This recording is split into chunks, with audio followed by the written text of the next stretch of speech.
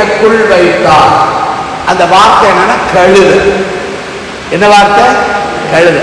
நம்ம இந்தியாவில் தமிழ்நாட்டில் கழுத அற்பமானது, தர குறைவானது. எங்க அம்மா ஊர் ஆகாத்தநேரி, அங்க கழுதையில தான் ஆத்துல இருந்து மண்ணை கொண்டு வருவாங்க. இதுல கொண்டு வருவாங்க.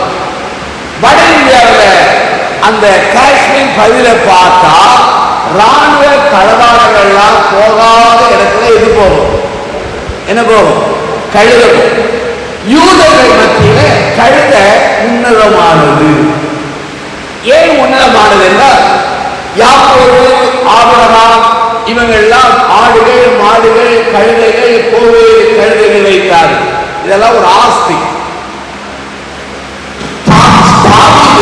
தன் மரண நேரத்திலே தீர்க்கங்களையும் ஆசாரியங்களையும் அழைத்து, நான் என்னுடைய கழுதையிலே சாலமோனை ஏற்றி அவனை ராஜாவாக்கினேன். அப்ப குதிரை வீரர்கள் பயன்படுத்துவது, கழுத யார் பயன்படுத்துவார்? ராஜா. அப்ப கழுதையை குறித்து திருமலையை நான் உட்கார்ந்து வாசிக்க ஆரம்பித்தேன். அந்த செய்தியை சொல்ல போறேன். ஆனா இன்றைக்கு பண்ணுகிற செய்தி ஒரு புது செய்தி. 3 கழுதையை சொல்றேன். முதல் கழுதை எடுங்க. அது என்னன்னா சவுலும் கழுதை. 1 சாமுவேல் 9ஆம் அதிகாரத்தை எடுங்க. 1 சாமுவேல் 9 எடுங்க. அங்கே 9ஆம் அதிகாரத்திலே அங்கே சவுலை குறித்து வருகிறது. ஆனா 1 சாமுவேலிலே அங்கே 8 வாசித்தால், ஜனங்கள் எங்களுக்கு ராஜா வேண்டும் என்று கேட்டார்கள். உடனே ராஜாவை கேட்டது ஆண்டவருக்கு பிடிக்கல, சாமுவேலுக்கு பிடிக்கல. எனக்கு ஒரு விசித்திரமான ஒரு எண்ணம் வந்தது. வேண்டாம் என்று சொன்ன ஆண்டவர் ஏன் அவங்களுக்கு கழுதிய அவங்க ராஜாவை கொடுத்தார்? ஒண்ணு புரிஞ்சுடுங்க, ஆண்டவர் வேண்டான்னு சொல்லிட்டாருன்னு நிறுத்திடுங்க. அதுக்கு மேல அவர்கிட்ட வம்புக்கு கேட்டா போ சரின்றார். அதெல்லாம் பிரச்சனை. அந்த ராஜாவை தருகிறேன் என்று சொல்லிட்டு ஆண்டவர் சொன்னார், சாமுவேலே இந்த ராஜாவினுடைய தன்மையை விளக்குச்சு. அவன் எல்லாத்தையும் எடுத்துடுவான். பின்னால நீங்க எதிரிகளின் அந்த உபத்திரத்திலிருந்து பாதுகாக்க அழமாட்டீர்கள், இந்த ராஜா நிமித்தம் அழுவீர்கள். அப்ப என்ன அர்த்தம் தெரியுமா? நம்ம ஏதாவது ஆண்டவருக்கு சித்தம் இல்லாததை கேட்டால் சரின்னுவார். ஆனா என்ன எனக்கு ஆபத்து? சில வாலிபர் தம்பிமார், தங்கச்சிமார் தாங்கள் விரும்பின ஒருவேளை பெண்ணையோ அல்லது ஆணையோ திருமணம் முடிக்கும் போது பெற்றோர்கள் தேவ சித்தத்தை சொல்லுகிறார்கள், வேண்டாம் என்று சொல்வார்கள். ஆனாலும் பிடிவாதமாக கேட்பாங்க. ஆனா அதுக்கு பிறகுதான் என்னது சொல்லுங்க பிரச்சனை. நான் எத்தனையோ சம்பவத்தை நான் சொல்லணும் இல்லையா? ஆனால் என் வாழ்க்கையில் நான் படிச்ச பாடம் என்ன? ஒன்றை ஆண்டவரிடத்திலே கொண்டு போவேன், ஆண்டவர் ஆம் என்றால் செய்வேன், இல்லை என்று சொன்னால் அதுல எவ்வளவு லாபம் இருந்தாலும் விட்டுருவேன். ஏன் தெரியுமா? பைபிள போட்டிருக்கே, அவர்கள் காடையை கேட்டார்கள். காடையை புசிக்கும் போது வாயில் இருக்கும் போதே கர்த்தர் என்ன செய்தார்? அடித்தார். அவர்கள் கேட்டார்கள், ஆத்துமாவில் இழைப்பை உண்டு பண்ணினார். இழப்புனா உங்களுக்கு தெரியல, வீசி இல்லையா? அதே போல வந்துடும் இழப்புனா அந்த மாதிரி ப்ராப்ளம். அப்போ இங்கே ஆண்டவர் இவங்க ஜெபத்தை கேட்க ராஜாவை தருகிறேன் என்றார், சொல்லிட்டார். ஆனா ராஜாவை ஆயத்தமான 1 சாமுவேல் 9 இவன் பென்யமீன் கோத்திரத்தார், அவருடைய தகப்பனார் கீஸ். அப்ப என்ன அர்த்தம்னா நல்ல ஐஸ்வர்யவான். அவன் கழுதை இருக்கிறதுனால அவன் ஐஸ்வர்யவான், நல்ல உயரம், நல்ல அழகு, நல்ல குடும்பத்தில் பிறந்தவன். எல்லா ஜனங்களும் அவன் தோளுக்கு கீழே இருந்தான். எல்லா ஜனங்களும் நினைச்சதான் தோளுக்கு கீழே இருந்தான். ஆனா என்ன நடந்தது? அப்பா கூப்பிடுற, கழுத காணாம போச்சு, தேடிட்டு வா. நான் யோசித்தேன், பைபிள்ல என்னென்னலாமோ எழுதலாம் இல்லையா? ஆனா கழுதையை பற்றி எழுதியிருக்கேன்னா அதுல பின்னால ஒரு பெரிய சருத்து. இவன் உடனே கீழ்ப்படிந்து போகிறான். கழுதையை தேடினா கிடைக்கவே இல்லை. வேலைக்காரன் கிட்ட சொல்றான், நம்ம அப்பா கழுதையை குறித்து கவலைப்படுவதை விட்டுவிட்டு நம்மளை குறித்து கவலைப்படுவார். அப்பந்தான் வேலைக்காரன் சொல்றான், இங்க ஒரு தீர்க்கன் இருக்கிறான் சவுல், அவன்கிட்ட போகும். உடனே சவுல் சொல்லுகிறான், தீர்க்கனிடத்திலே போவதற்கு நம்ம கையில கொடுக்கறதுக்கு ஒண்ணுமே. அப்ப என்ன அர்த்தம்? தேவ சமூகத்துக்கு வரும்போது, தேவ மனிதரை சந்திக்கும் போது கையை வீசிட்டு வரவே கூடாது. ஆனா உடனே அவன் சாமுவேலை பார்க்க போறாங்க. பெண்களை சந்தித்த உடனே அவன் சொல்றாங்க, தீர்க்கன் எங்கே? உங்களை எதிர்க்க வார. நேர சாமுவேல்கிட்ட போய் கேட்கிறாங்க, ஐயா சாமுவேல் பண்ற சொல்ல, நாதாயா சாமுவேல். அப்ப அவர் சொன்னாரு, பந்தி இருக்கு, ஒரு பெரிய பந்தி, அதுல நீ வந்து உட்கார்ந்து பக்கத்துல உட்கார வைக்க. அவருக்கு என்று ஆயத்தம் பண்ண அந்த துண்டத்தை எடுத்து விடுறான் இல்லையா? சொல்லிட்டு சொல்றான், நாளைக்கு வா உன்னோடு பேசணுங்கிறார். இதுக்கு முன்னால ராத்திரியில ஆண்டவர் சாமுவேல்கிட்ட சொல்றார், முந்த நாள் சொல்லிட்டார், ஒருத்தன் வருவான் சவுல், அவனதான் ராஜாவா. அவனை பார்த்த உடனே இவனை கண்டுபிடிச்சிட்டான். உடனே ஆண்டவர் அடுத்த நாள் இவனை போகும்போது சாமுவேல் சொல்கிறார், கழுதை கிடைத்தது, கழுதை குறித்து நீ கவலைப்படாது, உன்னைத்தான் சமஸ்த ராஜாவுக்கு யாராய் மாற்றுகிறார் ராஜா. உடனே அவன் சொல்றான், ஐயா சாதாரண கோத்திரங்கிறான். அவன் சொல்றான், நீ போகும்போது இன்னென்னலாம் அடையாளம். அருமையானவர்களே, சவுலும் கழுதையும், இதான் முதல் குறிப்பு. எடுங்க, சில குறிப்புகளை நான் எழுதி வைத்திருக்கிறேன். கழுதையும் அந்த சவுல். அப்ப நம்ம வாழ்க்கையில சில சம்பவங்கள் நடக்கிறதுனாலே அதை நீங்கள் அற்பமாக எண்ணாதிருங்கள். அதுல ஒரு தேவ திட்டம் இருக்கு, கட்டாயம் இருக்கு இல்லையா? ரோமர் 8:28 சொல்கிறது, அவரால் அழைக்கப்பட்டவர்களுக்கும் அவரிடத்தில் அன்பு கூறுவதற்கும் சகலமும் என்ன நடக்கும். அப்போ இப்போ இந்த போதரையா உங்ககிட்ட வேலை செய்யறது சுய திட்டம் இல்லை, யார் திட்டம்? அதே போல இப்போ நம்ம பேராயம் இந்த பேராய பணியை செய்யறான்னு யார் திட்டம்? திட்டம். அதை தான் புரிஞ்சுக்கணும் இல்லையா? அப்போ ரெண்டு விதமான சித்தம் இருக்கிறது. நல்ல கவனிங்க, ரெண்டு விதமான சித்தம். ஒன்று பெர்ஃபெக்ட் வில், அதாவது ஆண்டவரின் பரிபூர்ண சித்தம், அதுல ப்ராப்ளம் வராது. இன்னொன்னு பெர்மிசிவ் வில், அது ஆண்டவருக்கு பிடித்த இருக்காது, கேட்டதுனால கோபம் வரும். இப்ப நம்ம பிள்ளைகிட்ட போய் பிள்ளைகள் சொல்லும், அப்பா இதை வாங்கித்தாங்க, தாங்க இங்க போடுவாங்க, நம்ம முடியாது முடியாது. ரொம்ப அரிச்சல் வந்த உடனே எனக்கு போய் சொல்லணும். இதான் பெர்மிசிவ் இல்லையா? அனுமதிக்க. இப்ப ஆண்டவர் சவுலை கழுதையை கொடுத்து ஒரு சில குறிப்பை சொல்றேன், குறிப்பு எடுத்துக்கலாம். அதாவது God is at work in your family background. ஆண்டவர் உன் குடும்ப பின்னணியை வைத்து உன் வாழ்க்கையை செயல்படுகிறார். அல்லேலூயா. God is at work in என்ன தெரியுமா? your family background. இரண்டாவது குறிப்பு என்ன? God is at work in, அதாவது in your setback.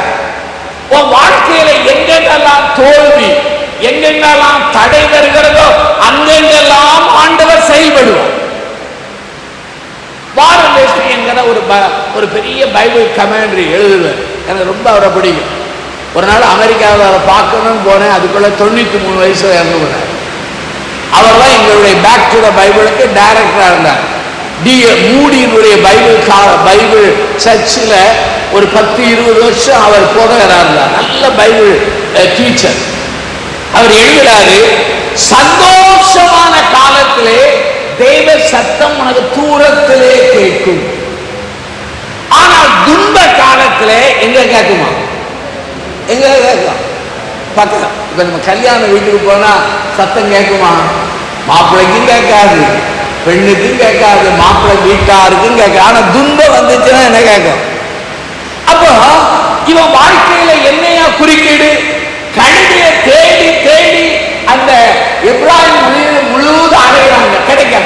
தோல்வி, கவலை. இப்பந்தான் ஆண்டவர் அவர்களோடு பேசு.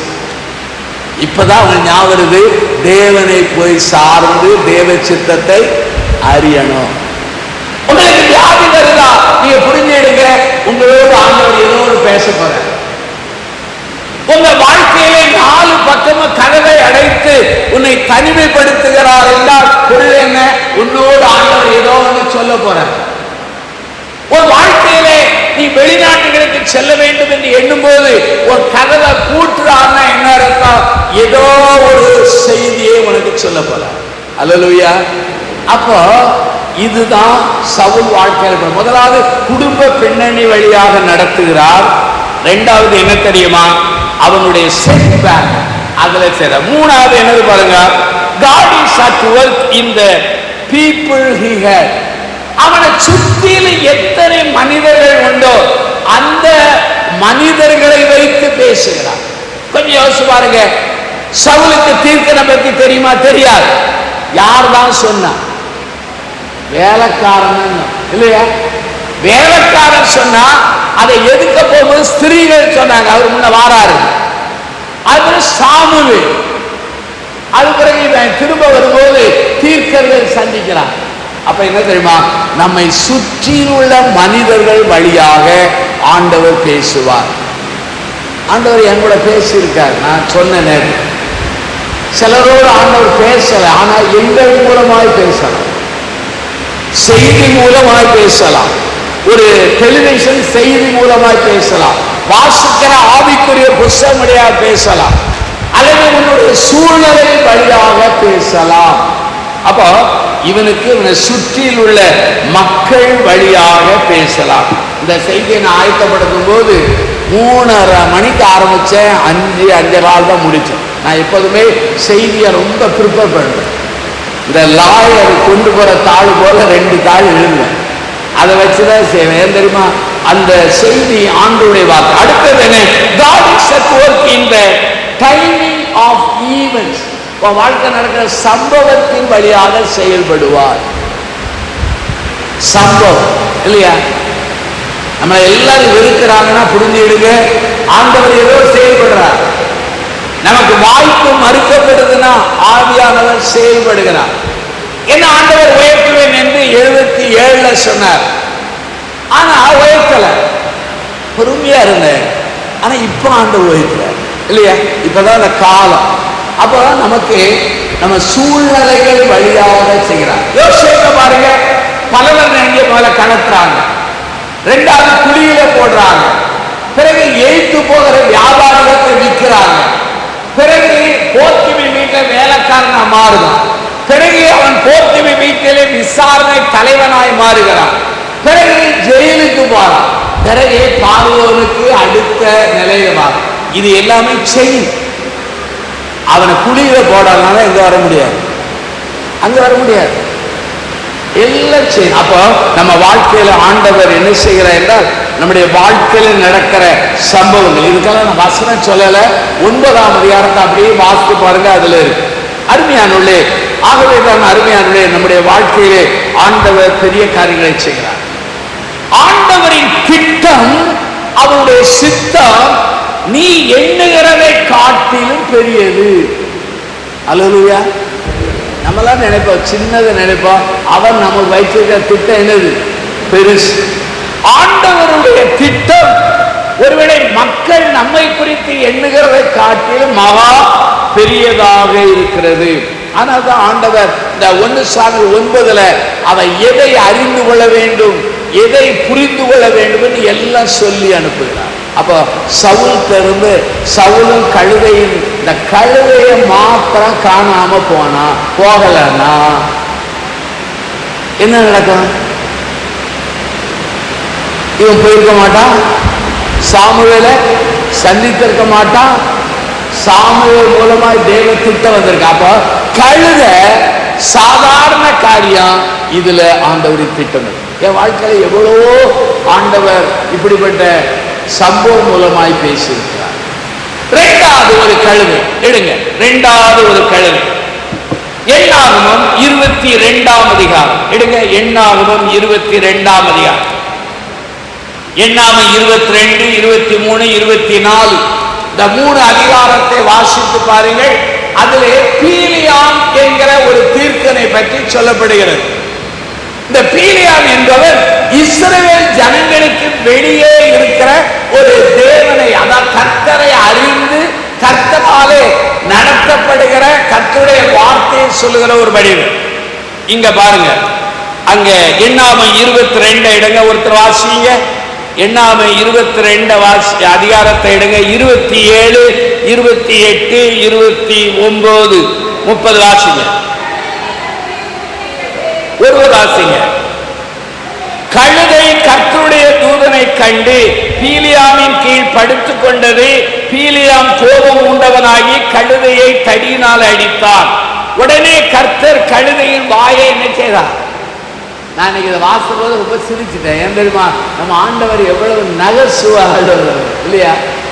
எலியா சொல்றான், உங்க தெய்வத்தை கூப்பிடுறீங்களா? அவர் எங்கேயாவது டிராவல்ல போயிருப்பார், எங்கேயாவது தியானத்துல இருப்பார், எங்கேயாவது சோம்பேறியா இருப்பாரு. அதே போல இங்க கழுதை பேசணும்னு சொல்லுது. நான் உன்கிட்ட வந்ததுல இருந்து எல்லாம் உனக்கு கீழ்ப்படிந்தேன். ஏன் நீ அடிக்கிறேன்னு சொன்ன உடனேதான் அந்த பீலியாம் கண்ணை திறந்தா தூதன் பட்டயத்தோடு. அல்லேலூயா. முதல் குறிப்பு என்ன? சவுலும் கழுதை. இரண்டாவது குறிப்பு என்ன? பீலியாமும் யாரு? கழுதை. முதல் கழுதை சவுலும் அந்த கழுதையினுடைய குறிப்பு என்ன? தேடின கழுதை. இரண்டாவது குறிப்பு என்ன தெரியுமா? எச்சரித்த கழுதை. எச்சரித்த கழுதை. இந்த பாலாக் என்கிற ராஜா மோவாபிய ராஜா. இஸ்ரவேல் ஜனங்கள் லட்சக்கணக்கான பேர் அப்படியே வந்துட்டு இருக்காங்க. இத பார்த்த உடனே எனக்கு பயம் வந்துட்டு இந்த பீலியாமை அழைத்து சொல்லுகிறார், நீ ஆசீர்வதிக்கிறவர்களை கர்த்தர் ஆசீர்வதிப்பார், நீ சபிக்கிறவர்களை கர்த்தர் சபிப்பார், நீ எனக்காக ஜனங்களை சபிக்கணும். மூப்பர்களை அனுப்பினா உடனே பீலியாம் சொன்னா, ஆண்டவர்கிட்ட கேட்டா ஆண்டவர் போகாத. உடனே இந்த மூப்பர்கள் சொன்னார்கள், உனக்கு கனமும் பணமும் வரும், கனமும் வரும், பணம் வரும். நீங்க ரொம்ப பேரை பிசாசு வஞ்சிக்கிறது கனம் அல்லது என்னது பணம், ரெண்டுல சூண்டுறாங்க. ஆனா அந்த ரெண்டையும் அவர் சொன்ன உடனே காத்துறீங்கன்னு ஆண்டவர்கிட்ட கேட்கிறாங்க. ஆண்டவர்கிட்ட போகலாம். ஆண்டவர் சொன்னாரு போ. அப்படி கழுதையில போகும்போதான் ஆண்டவர் பட்டயத்தோடு நின்று மறிக்கிறார். ஏன்னா அவருக்கு தெரியும் இந்த அருமையான பீலியாவுடைய முடிவு என்ன, பட்டயத்தினால் சாவம் எதிர்க்கிறார். ஆனா அவன் மீறி போகும்போது அந்த தூதனை இந்த கழுதை பார்த்துச்சு. ஊழியக்காரனுக்கு தூதனை பார்க்கிற கண்ணு இல்லை, ஆனா யாருக்கு இருந்தது? யாருக்கு இருந்தது? இவனுக்கு அடிக்கும் போதுதான் அந்த கழுதை பேசுனது உண்மை. அப்ப இந்த கழுதை அவனோடு பேசியது ஏன் தெரியுமா? அவன் ஆண்டவருடைய சித்தத்தை மீறி போவதினாலே அவனுக்கு வருகிற ஆபத்தை எச்சரிப்பதற்காக தூதனை வைத்து எச்சரித்தார். ஆனாலும் அவன் போய் அந்த ஜனங்களை ஆசீர்வதிக்க போனான். ஆனா வாயில வந்ததெல்லாம் என்ன? அவளை சபிக்க போனா வந்ததெல்லாம் என்னதான்? ஆசீர்வாதம். நீங்கள் ஆண்டவரோடு இருந்தால் யாராவது உங்களை சபிக்க விரும்பினாலும் அவங்க வாயிலிருந்து என்ன வராது? சாபம் வராது. அவங்க எவ்வளவு முயற்சித்தாலும் சாபம் வராது. இதான் நடக்குது. உடனே ராஜாவுக்கு கோபம் வந்துட்டு நீ ஓடி போ விரட்டிட்டான் இல்லையா? ஆனா இந்த பாலாக்கு ஒரு தந்திரம் என்ன செய்தான்? இஸ்ரவேல் ஜனங்கள் இவ்வளவு தூரம் ஜெயத்துக்கு காரணம் ரெண்டு காரணம். ஒண்ணு பரிசுத்தம், இன்னொன்னு தெய்வத்தை தவிர வேறு எதையும் வணங்குறது இல்லை. ஆனாலும் இந்த ரகசியத்தை அவன் அவங்களுக்கு சொல்லி கொடுத்தான் பாலாக்கு. எடுங்க வாசிங்க. வெளிப்படுத்தல் 2 நினைக்கிறேன், 2:14 வாசிங்க. 2 தான் நினைக்கிறேன். வாசிங்க. வெளிப்படுத்த விசேஷம் 2ஆம் அதிகாரம் 14.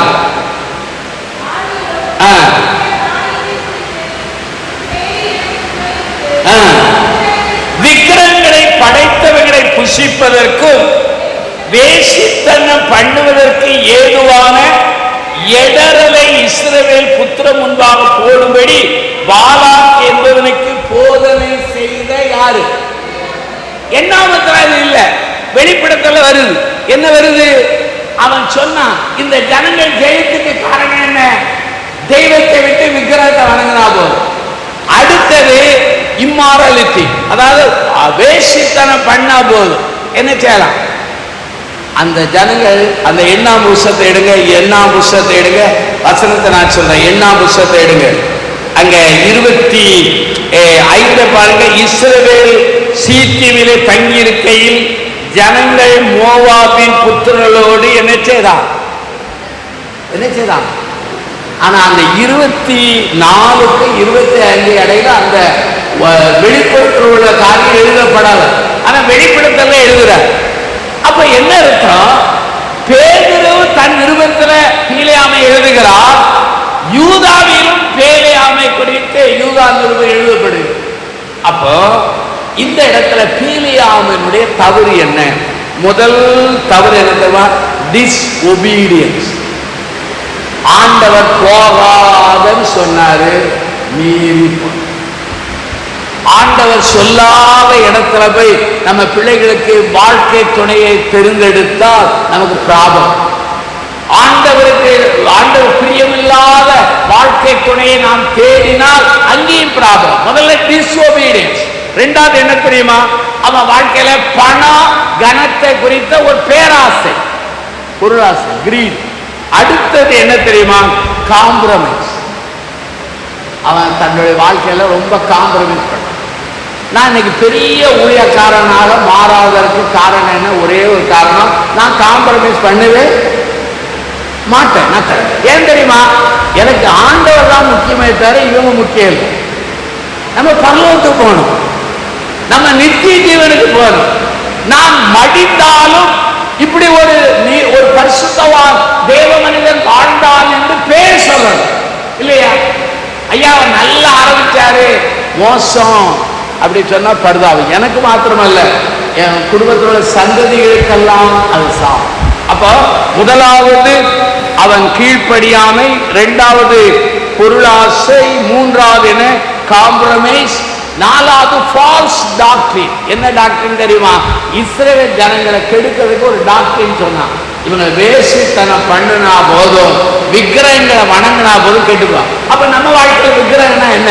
வேற ஒண்ணுமே இல்லை. தெய்வத்துக்கு கொடுக்க வேண்டிய ஸ்தானத்தை, மகிமையை நீ எதற்காகவோ அல்லது எவருக்காகவோ அல்லது எந்த பொருளுக்காகவோ நீ முக்கியத்துவம் கொடுப்பாயானால் அதான் என்னது? சிலர் படிப்புக்கு முக்கியத்துவம் கொடுப்பாங்க, சிலர் அழகு, சிலர் வாழ்க்கையில எல்லாரும் மனிதர்களுக்கு முக்கியம் கொடுத்தாங்க. யாரும் தெய்வத்துக்கு முக்கியம் கொடுக்கவே இல்லை. அந்த வர வர வர வர தெய்வ பயம் எல்லாரும் என்ன சொல்றாங்க? பிரதர் எழுப்புதல் வந்துட்டு இல்லையே, அது போலி எழுப்புதல். இந்த சோடா பாட்டல்ல வர்ற கேஸ் போல வருது. இப்ப நான் இருக்கிற 2 நாள் பேசுறேன், பேசும்போது உங்களுக்கு அனலா இருக்கும். நான் ஊருக்கு போனவனே பழைய இது பேர் உண்மையான எழுப்புதல்னா உங்களை அசைக்கும். 1977 எங்க ஊர்ல எழுப்புதல் வந்துச்சு. அதுல எத்தனையோ தம்பிமார் மாறினாங்க, அத்தனை பேர் ஊழியர்களா இருக்காங்க. அது உண்மையான எழுப்புதல். அப்போ இவன் ஃபால்ஸ் டாக்டரின் என்ன தெரியுமா? நுழைச்சான். ஜனங்களை வேசித்தனம் பண்ண வைக்கணும். அப்போ இந்த பீலேயாமிடத்துல நான் கற்றுக்கொண்ட பாடம் என்ன? தேவ மனிதனா இருந்தாலும் தேவ பிள்ளையா இருந்தாலும் உனக்கு டெம்டேஷன் வரும். பணத்தினாலே கணத்தினாலே உனக்கு வரும். அந்த நேரத்திலே பொருளாசைக்கு விழுந்து, கீழ்ப்படியாமலே விழுந்து ஒருவேளை தவறான உபதேசத்தை நீ சொல்லுவாய். ஆனால் பீலேயாமுடைய முடிவு என்ன தெரியுமா? அப்போ சவுலும் கழுதையை சிந்தித்தோம். 2வது என்ன தெரியுமா? பீலேயாமும் கழுதை. மூணாவது குறிப்பு எடுங்க. மூணாவது குறிப்பெடுங்க. இது நம்ம ஆண்டவர் பவனி செய்த ஒரு கழுதை. இயேசுவும் கழுதை. முதல் கழுதை சவுலும் கழுதையும், இரண்டாவது யாரு? பீலியாமும் கழுதையும், மூணாவது கழுதை என்னது? இயேசுவும் கழுதை. எடுங்க லூக்கா 19:30. ஒருத்தர் சத்தத்தை உயர்த்தி வாசிக்கணும். லூக்கா 19:30 வாசிங்க. உங்கள் எதிரே இருக்கிற கிராமத்திலே போங்கள், அங்கே பிரவேசிக்கும் பொழுது அங்கே ஒருவனும் ஒரு காலம் ஏறி இருக்காத கழுதை குட்டியை காண்பீர்கள், அதை அவிழ்த்து கொண்டு வாருங்கள். அப்ப இந்த இடத்துல ஆண்டவர் எருசலேமுக்கு பவனி வாரார். எப்போதும் ஜனங்கள் அவரை ராஜாவாக்க விரும்புவார்கள், அப்படி மறந்துடுவார். ஆனா இப்போ தான் ராஜா என்பதை அப்படி வெளிப்படுத்துவார். பார்க்ரே என்கிற பண்டிதர் எழுதும்போது சொல்றாரு, இது ஒரு டிராமா போல ஆண்டவர் காமிக்கார். பழைய காலத்துல அப்சலோமுக்கு தப்பி தாவீது வரும்போது இதே போல பவுனி வரார். அதே போல அந்த ஆண்டவர் எதுல வரார்? குதிரையில வராரு. எதுல வரார்? ஏன் தெரியுமா? அவர் ராஜா. அப்படி வரும்போது எல்லாரும் அந்த கழுதையை அழைத்து வர சொல்கிறார். அந்த கழுதை குறித்த 2 குறிப்பு. ஒருவனும் ஏறாத கழுதை. அப்ப என்ன? அன்யூஸ், யாரும் பயன்படுத்தாத கழுதை. ரெண்டாவது, அந்த கழுதை ஃப்ரீடமா இல்லை. என்ன எப்படி படுது? கட்டப்படும். ரெண்டையும் சேர. இப்ப நாங்கெல்லாம் இப்ப ஊழியம் செய்யறோம். முதல் கழுதை என்ன? சவுல் இடத்துல படித்தது தேடின கழுதை. பீலியாமிடத்திலிருந்து படித்த கழுதை என்ன? எச்சரித்த கழுதை. மூணாவது கழுதை என்ன தெரியுமா? ஆண்டவரை கனம் பண்ணின கழுதை, ஆண்டவரால் கனம் பண்ணப்பட்ட கழுதை. இல்லையா? அந்த கழுதைய நாங்களாம் ஊழியம் செய்யறோம்னா ஒரு காலத்துல எங்களை யாரும் பயன்படுத்த, அதுபோல எங்க வாழ்க்கையில் ஏராள கட்டுகள் இருந்தது. ஆண்டவர் எங்களை விடுவித்தார். இன்னைக்கு அவரை சுமக்கிற கழுதையா மாறி. ஆண்டவர் நம்மை சுமக்கணும்னா முதல் காரியம் என்ன தெரியுமா? நம்ம வாழ்க்கையில அவர் நம்மை செலக்ட் பண்ணணும். செலக்ட் பண்ணாம அவருடைய திருப்படிக்கு வரவே முடியாது. பல எண்ணுவாங்க, நினைச்சா ஊழியத்தை வர முடியாது. அப்படி வந்ததுனால்தான் நீ ஊழியமே கெட்டு வச்சு. அழைச்சா அந்த அழைக்கப்பட்டவங்களுக்கும் அழைக்கப்படாதவங்களுக்கும் வித்தியாசம் ரொம்ப தெரியும். அவங்க ஜெபத்துல தெரியும், நடையில தெரியும், பார்வையில தெரியும், அவங்களுடைய பண விஷயத்துல தெரியும், அந்த விஷயத்துல தெரியும். ஆனால் தான் வேதம் சொல்கிறது, ஆரோனை போல அழைக்கப்படாவிட்டால் ஒருவர் இந்த கனமான ஊழியத்துக்கு வரவே. ஆண்டவர் அழைச்சவன் எவ்வளவு சோதனையில விழுந்தாலும் எழுந்திருக்கும். ஆனால் ஆண்டவரால் அழைக்கப்படாதவன் அவன் சோதனை வந்தால் ஓடி விடுவான். ஏன் தெரியுமா? அவன் கூலிக்காரன். அவன் வேலைக்காரன் கிடையாது. யாரு? கூலிக்காரன். கூலிக்கு தான் செய்வான். அப்போ அந்த கழுதை ஆண்டவர் தெரிந்தெடுத்தார், அதற்கு அடையாளம் சொன்னார், அதை அழைத்து வர சொன்னார். நீங்க மார்க் 11:2, மத்தேயு 21:2 இந்த வசனங்கள் எல்லாம் நீங்கள் வாசிப்பீர்கள் என்றால், அங்கே மத்தேயு 21:7 இதெல்லாம் வாசித்தால் கழுதையை கொண்டு வந்த அது மேலே வஸ்திரங்களை போடுகிறார்கள். தங்கள் வஸ்திரங்களை போட்டார்கள். ஒண்ணு. ரெண்டாவது, சிலர் கழுதை நடக்கிற அந்த பாதையிலே மரக்கலைகளை வெட்டி போட்டார்கள், சிலர் வஸ்திரங்களை விரித்தார்கள். இந்த இது கழுதைக்கு கிடைத்த என்னது? அதெல்லாம் ஒவ்வொரு ஊருக்கு போகும்போது மக்கள் என்னை கனம் பண்ணுவாங்க. அந்த கனம் எனக்கு கிடையாது. யாருக்கு? ராஜாவை சுமக்கிறனால கழுதை. இப்ப நான் ராஜாவை சுமக்கலன்னா நான் யாரோ நீ அந்த கோயிலுக்கு கூட வரவே முடியாது. இந்த இடத்துல என்னால் பிரசவம் பண்ணவே முடியாது. நீ கை ஊப்பி ஐயான்னு சொல்றது என்ன தெரியுமா? நான் யாரும் சுமக்க அதனால. ஆனா இன்றைய ஊழியர்கள் என்ன நினைக்கிறாங்க தெரியுமா? தங்க திறமையில தான் இவங்க கனம். ஏமாந்து போறான். நான் ஆண்டவரை சுமக்கிறதுனாலே கழுதைக்கு மேல துணி போட்டாங்க. கழுதை நடக்கிற பாதையில என்ன பண்ணாங்க? ஆண்டவரை சுமப்பதினால் இது கனம் பண்ணப்பட்டது. ஆண்டவரை சுமப்பதினாலே இவர்கள் இந்த கழுதை போகிற பாதையிலே என்ன வந்தது? அருமையான வஸ்திரங்களும் இலைகளை பறித்து வைத்தார்கள். ஆனா இந்த கழுதை அந்த பவுனி முடிஞ்சவனே எங்க போச்சு? யாரா கண்டுபிடிச்சு சொல்ல, எங்க போச்சு? என்ன அர்த்தம் தெரியுமா? ஆண்டவர் பயன்படுத்தின பிற்பாடு ஆண்டவருடைய ஊழியக்காரனுக்கு அங்க வேலையே கிடையாது. ஆனாதான் பிலிப்பு அந்த எத்தியோப்பிய மந்திரிக்கு ஞானஸ்தானம் கொடுத்தானே டப்புன்னு தூக்கிட்டு போயிட்டார் இல்லையா? வேலை முடிஞ்சு. அப்ப பாருங்க, ஆண்டவரை கனம் பண்ணினால் ஆண்டவர் நம்மை அல்லேலூயா. ஆண்டவரை சுமக்கிற கழுதையாக என்னுடைய பிரார்த்தனை என்ன? இந்த செய்தியை கேட்கிற பெரியவங்க, தாய்மாருங்க, வாலிப பிள்ளைகள், வாலிப தங்கைகள், ஆண்கள், பெண்கள் யாராக இருந்தாலும் நீங்கள் ஆண்டவரை சுமக்க ஒப்பு கொடுங்க. ஆண்டவர் இங்கிலாந்துல ஒரு ஸ்டாட்டிஸ்டிக்ஸ் எடுத்தாங்க, ஒரு புள்ளிவிவரம். இயேசுவை ஏற்றுக்கொண்டவர்களுடைய 4-5 தலைமுறையை அவங்க பட்டியல் எடுத்தாங்க.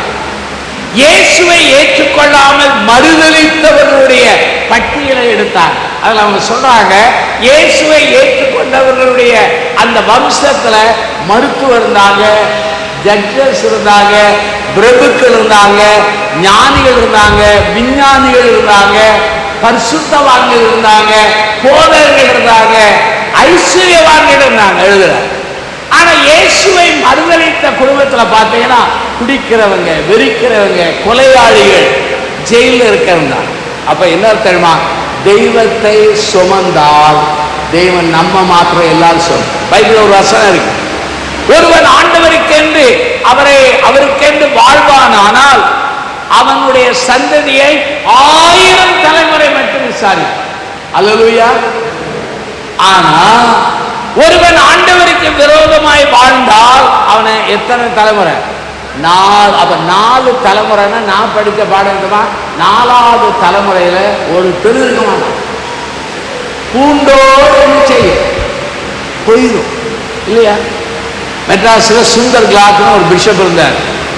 அவங்க தாத்தா கடாட்சிபுரத்துல போதகராக மரிச்சார். தாத்தாக்கு தாத்தா அவங்க குடும்பத்துல இன்னைக்கு வரையிலும் தலைமுறையா ஊழியம் வர. அதே போல நம்முடைய அருமையான வேதராஜ் சாஸ்திரியாருடைய தலைமுறையை பாருங்க, தலைமுறையா வரும். நம்முடைய ஜெபம் என்ன தெரியுமா?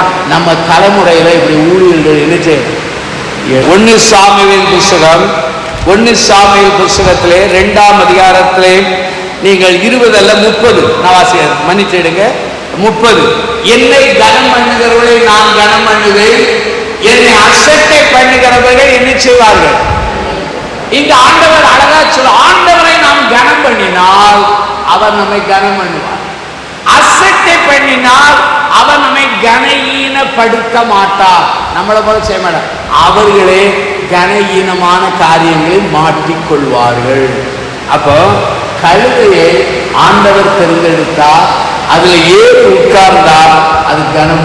ஆனால் அந்த பணி முடிந்த உடனே கழுதை என்ன ஆனதுன்னு யாருக்குமே தெரியாது. ஏனென்றால் அது மிக லூக்கா 17ஆம் அதிகாரம் 10 சொல்கிறது, அபாத்திரமான ஊழியக்காரன், நீ சொன்னதை மாத்திரம் செய்தோம் என்று சொல்லத்தக்கதாக அந்த அனுபவம். அப்படியானால் ஆண்டவரை சுமக்கணும்னா என்ன செய்யணும்?